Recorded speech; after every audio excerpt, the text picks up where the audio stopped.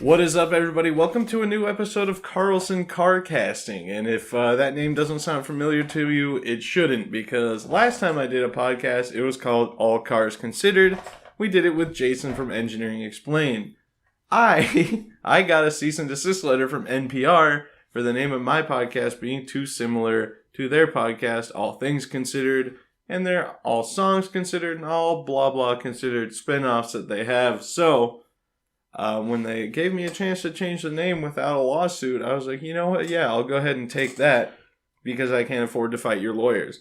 In other recent news in the automotive world, Tesla yesterday announced that for $40,000, you can drive around a door wedge. Should we talk about that? Let's talk about that. And sued again. Yeah. All right, so you guys know my brother Brock, Bomber Brick on Instagram. We wanted to dive right into this new Tesla truck.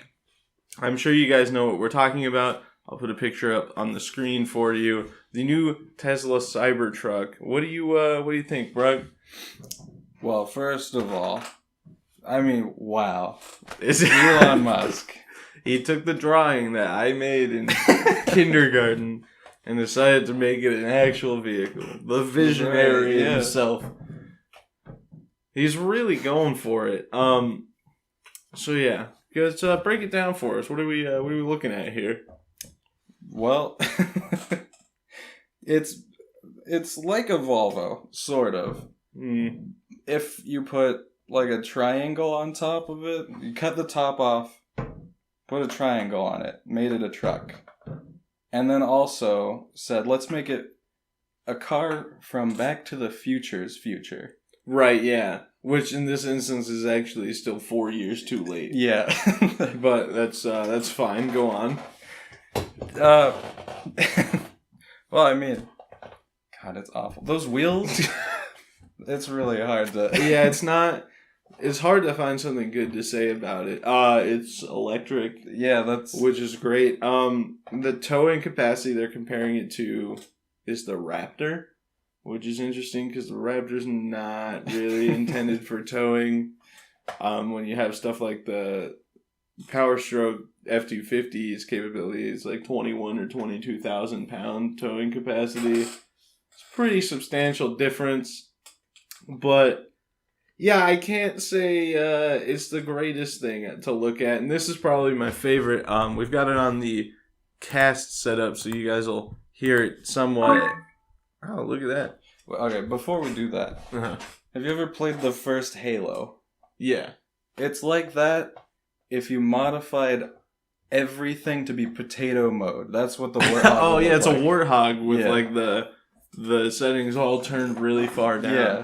Yeah, it actually is. Remember, we used to have that demo on the PC. Yeah. Because we couldn't afford the actual game. So yeah, let's check this out. This is really cool. They decided that they were going to build it with armored glass. Tesla armor glass is actually what they're calling it. And have you seen this yet, Brock? Yeah, I saw it earlier. Boom! Look at how armored that is. Maybe that was a little too hard. Too hard. This is my favorite part. Should we try the other one, he says? It didn't go through. Yeah, it didn't go through. Nice. We can take some solace in that. And bam! Right in the sheboygan. He doesn't even throw it that hard. No, yeah, that's the best part. It's like, we'll it's not like a it. baseball pitch. Yeah, I've seen 6-year-old like little league baseball players throw things harder than that, and it still just didn't get the job done there. So what we have theorized is that this is all just a meme. I don't think this is actually the Tesla truck. Yeah, I don't think so. There's no way he actually was like, this is what people are going to want. That thing will not be for sale. And if it goes up for sale, it's not going to sell very well. It's just too extreme. And like you were saying, the font used is like exactly the same font as Cyberpunk. Yeah. Which it comes out soon, doesn't it? I believe so, yeah. I think it comes out either the end of this year or the beginning of next year. Cybertruck Tesla looks like it's from Cyberpunk 2077. Yeah, imagine that. The renderings of the truck. Hold on, I'll have to put one of these into. That looks... Yeah, that looks okay. I still don't love it, but it's a lot better than the fucking... Warthog. Yeah, the Warthog, the flying pyramid of Giza. God, it's just so bad. Everything about it's all disproportionate for no reason. I can't even imagine. But anyway, so let's see if I can find an image. Cyberpunk 2077. Yeah. Yeah, there you go. It's like the same exact font. It really is. It really is. And then, let's see. There was an article when I just looked that up. When I put in Cyberpunk Tesla, somebody had Tesla unveil long hype Cyberpunk electric pickup truck. Wait. Yeah, see, I actually thought that the font up on the back said Cyberpunk during the demonstration. But it does say Cybertruck in the background. Right, yeah. So I don't know, like you said, I'm pretty sure there's some sort of correlation here. All in all, I think this is just Elon Musk being Elon Musk, and this is some sort of a publicity stunt. Yeah. It's probably... he probably meant to hype it up by saying, like, oh, it's awful. Like, getting everyone to think that it's this hideous wedge. Yeah, there's just no way. I can't see it. There's no way that's actually what's happening. I think this has to be a meme. I think he knew the glass was going to break, but I don't think the dude throwing the thing... Yeah. He's like, oh, wow, whoopsie, what happened? And that guy's like, dude, I'm fired. Yeah. I just threw that shit way too hard. And the next one, he just like... because the dandelion is still just shatters the glass. He's like, God damn it. I'm done, dude. I am done.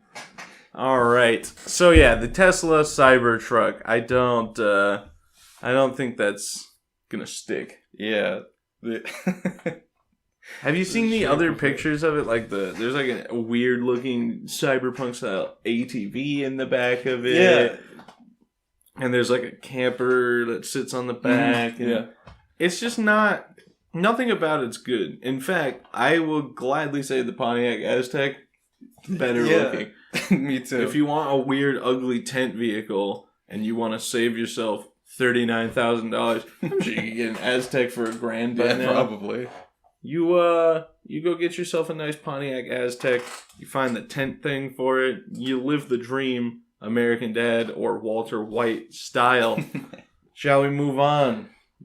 Yeah, I mean, I don't really have anything else to say other than the like stainless steel body. That's kind of cool. Yeah, very DeLorean. Like yeah. I saw a picture. It was you've heard of Elf of the Shelf, and then it was a Mandalorian on a DeLorean. I was like, that's a good one. So with that, we'll move on. Speaking of DeLoreans, we'll go on to a mid-engine automobile. So how do you feel about the C8 Corvette? It looks pretty cool. I like it. I have been a big proponent of it since it was like actually becoming a reality, since the official announcing and everything. Mm-hmm. And then I'm going to try and keep the volume down, get to the right spot here. But you know Matt Farah. Mm-hmm. The smoking tire, one take. This guy he's driven everything. Right. And he knows how to drive, and he knows what a good handling car is. And I just want you to hear some of the stuff that he says about the C8 Corvette in this video. So I think it's about here. It's got great power, but just as much brakes as it has power. Jesus.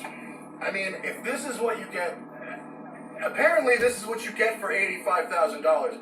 That's unbelievable. I mean, it's got some Corvette in it. And again, I don't want to dwell on the. There's some cheap plastic here and there. All right, yeah. He mentions earlier in the video. Oh my God. That it's like a pre-production model, so the interior is not fully what they're going to be when they're ready to go. But back to this. That is a driving experience that is not to be missed by fans of cars. I mean, simply extraordinary. Simply extraordinary. Bravo. Blown away. Extremely impressed. Thank you to Road and Track for letting me do this. That's just insane to me. to get Matt Farah to praise something that way, I already had really, really high hopes for the C8, and I think that's pretty insane. That there's another part, I can't remember where it's at, but he talks about how he's coming out of a corner, foot down, and it just sticks and grips and goes, and he says, like, look out Ferrari or something like that. That's pretty cool. I was like, damn, dude, the guy who's driven everything. Yeah. So now I really want one of those, so if you guys want to hit the Patreon, that'd be great, thanks. But yeah, tell us your thoughts. Well, like, the shape of it, it's very supercar-esque. Right. Which is pretty cool, because, like, a lot of cars are going in that direction. Well, I don't see not Corvette. People are like, it doesn't even look like a Corvette. I'm like, no, it does. The Mustang Mach-E, which we'll talk about here in a second, that's a travesty, in my humble opinion. But the C8 Corvette, it still looks like a Corvette in the front. And I mean, obviously, when you're building a low, like, wide mid-engine platform, everyone can be like, wow, it just looks like they're trying to rip off Ferrari, Lamborghini, whatever. Which I get where they're coming from, but front end wise, it's still very Corvette. I got to see one in person at SEMA. Mm-hmm. The back end, people are really losing it over, but I was like, okay, I mean, I see where they're coming from, but in person, I was like, nah, this thing is great. I don't think I've seen the back end. I've seen the front. Let's see.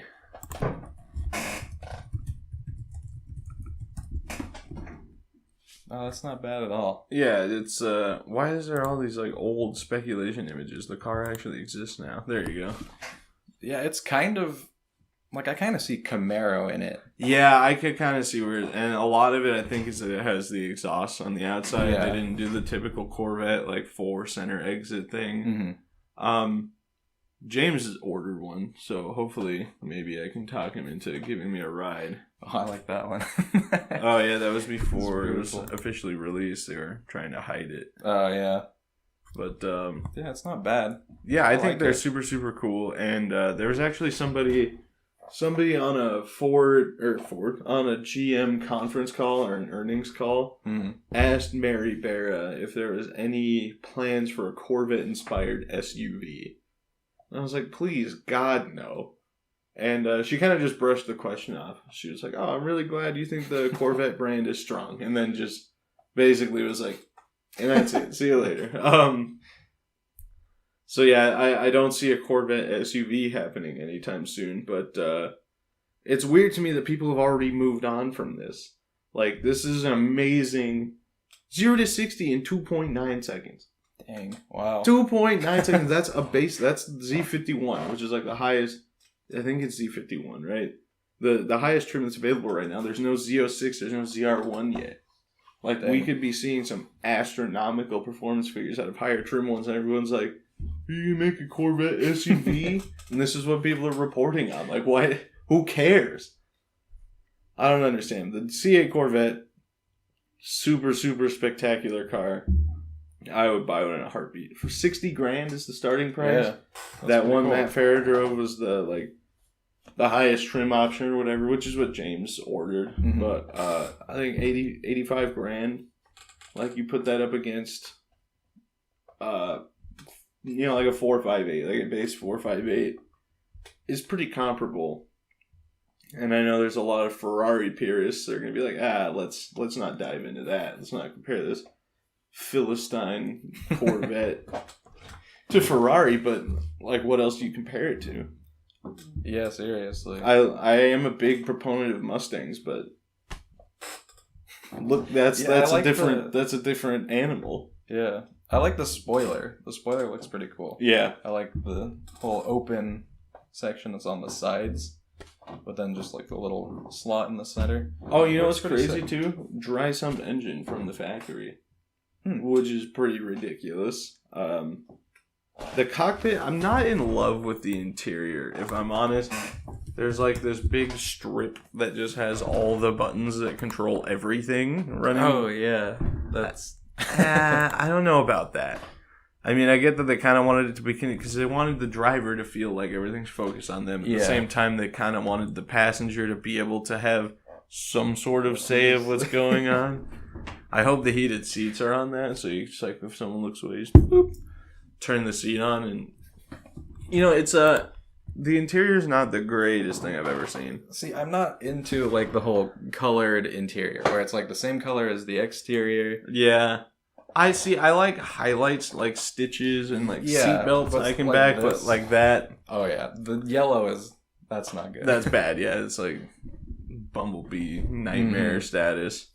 But yeah, I mean, just the all black interior, like that one with the red stitching. That looks pretty good. This is god awful. The blue. Twilight blue better interior. than yellow though, but still. I don't. Yeah, it just seems too. It's like that Lamborghini that rapper died in. That it was like full blown McDonald's color. Oh, he didn't die in it. He was. I guess he was actually a drug dealer. People said he was a rap producer, but he was actually a drug dealer. And he at his funeral, he was like sitting in it. Yeah, there you go. There you go, dude. Yeah, see, that's not good. Yellow with red interior. Yeah, that's really bad. The old McDonald's. Driver killed when he slams into pole. Yeah, that'll happen. Okay, moving on. Have you seen the Mustang Mach-E? I think I've seen like a picture of it. It's just... I know it's not good. Listen, I am not at all against the idea of an electric Mustang, but make it look like a Mustang. Yeah, the second they were like, yeah, so Ford's talked about this Mustang inspired SUV, and I was like, no, don't. This looks like an Infiniti. Yeah, that's what the Q37 or whatever. Yeah, is it Q? I think so. Wait, no, I think it's 2 letters. Or is it something 37? There's an X in there, isn't there? XC, that's Volvo. QS? I don't know. I don't remember. What is it called? QX. Yeah, the QX50. It like shares the exact same body lines, which is offensive in its own right. But Ford wants to make electric Mustang. Cool. Ford wants to make a Mustang-inspired SUV. I'm like, that's dumb, but like, do what you gotta do. But they are actually calling this the Ford Mustang Mach-E. Like, they're making that part of the Mustang lineup. This is in the same family as the remarkable new GT500. But they already have one that's sort of Mustang-inspired, which would be kind of the Bronco in the name alone. Well, yeah, I guess. I mean, even if they had done a Bronco electric, that's still. Well, I just don't get it. Like, make the Escape less ugly if you want to toy with a crossover, because the Escape's god awful. Like, put money elsewhere. I don't understand. I don't back it. Like I said, at SEMA, they had a manual transmission electric S550 Mustang. That's cool. Ford didn't build it, but Ford displayed it at SEMA. That would be sick. Mm-hmm. I would back that 100%. I have no problem with electric cars. I have no problem with Ford wanting to make an electric SUV, but the fact that it says Mustang on it is really bothersome. Yeah. And they say Mustang inspired, but it doesn't even look like a Mustang that much. No, it doesn't. Oh, God, it's just not very good. I don't know what they're thinking. But what's the back end look? Does it have Mustang taillights? Kinda. Oh, yeah, that's bad. Yeah, it's not. That's awful. It's Look, not. It's a Stingray. Oh, yeah, there you go. There's a good crossover. The Infiniti Stingray Mach Ford. So, Mach Ford. The new GT500, though, is really, really cool, as you can see by my Facebook.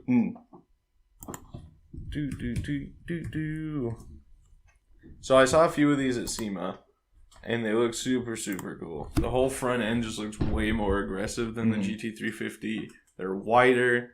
They have 760 horsepower. Yeah. Dang. It's ridiculous. But here's what's really cool. Okay, so a lot of people, like Raptor enthusiasts, were pretty upset to see it go to the V6, right? Because it's got the 3.5 EcoBoost V6 now. Ford confirmed that they're going to do let me just, well, I'm not gonna say confirmed. Let me double check. This isn't the I Am Rappaport podcast. I quite like that silver one that they were showing, like the direct front of it. Kind of looked like a Shelby Cobra. Yeah. With the blacked out grill. Okay, yeah, there we go. So, multiple sources were cited, alright? So we're not going to say Ford confirmed officially, but multiple sources have said that there will be a new performance edition, likely a Shelby Raptor coming out, that has the supercharged 5.2 Voodoo engine from the GT500 in it. Dang. So we could be looking at a 760 horsepower Ford F-150 Raptor, which is a pretty awesome premise in my mind. But even so, be that as it may, the GT500 is actually crazy, crazy cool. The only thing, and I know there's going to be everybody hating, it's not a manual option at all. It's really? 10-speed, paddle shifted. And I get where people are coming from and wanting a manual and everything. But, like, you're not going to shift faster. And these are going to sell fine. And we're being real here. The people that are buying $100,000 Mustangs. I know everyone wants to be like, oh, the millennials and the Zoomers killed the manual transmission. We can't afford to buy brand new cars in most cases. The people buying automatics over manuals are all the people bitching that manuals are going away and kids don't know how to drive them anymore. So, congratulations. You played yourself. Okay, boomer. So, yeah, it is. But yeah, no, the new GT500 is super, super sick. They're actually giving one away right now. So in that orange? That's a nice orange. Yeah. No, the giveaway car is black. I think it's got like some customization done to it. Has more power, I think, because 760 just wasn't quite enough. But yeah, let's see. Let's go. We're kind of just flying by the seat of our pants here. The DBX. We ran out of things to say. What are we at? 22 minutes? I thought we were going to be going a lot longer than that, if I'm honest with you. Oh, let's see what else we got. Audi's China boss confirms battery talks. Oh, that's right. Audi's talking about like going all electric within like the next 10 years or something like that. Dang. As a prestigious rich Audi owner like myself, I don't know how I feel about that. There's a lot on the Cybertruck. I actually had another thought on that. I just thought of What? Have you seen the video of what's her name? Simone? Yeah. The truck cuts block. into the truck, yeah. Yeah, they could have just done that. Just do like They should have made Tesla Model S Utes or Model 3 Utes. Yeah, that'd be sick. I'd buy one of those if I could afford it. Yeah. That'd be cool. I don't know. I feel like people buying Teslas is a fairly niche market anyway of like pretty well off people on the lower end of things. Like, yeah. You have to have a decent amount of money to just go buy a Tesla. And I don't know. I feel like the people that are buying the upper level ones that are six figures anyway kind of have a certain taste that this thing's not going to fall into. And I feel like with the truck market being the way the truck market is, it's going to take a lot to convince people that they want an electric truck, and that's not going to do it. Yeah. There's no way. Nobody who just bought like a brand new F-350 dually is going to be like, all right, if that's where the future lies, I'm in. I showed this to Tyler. Tyler's got an STX base model 5.0 F-150. I don't think he'll be trading it in anytime soon. Tyler hates electric cars to begin with, but yeah, I just I can't back it. Yeah. Yeah, it's not too good. So, I mean, I guess that's pretty much where we're gonna have to end this one. We haven't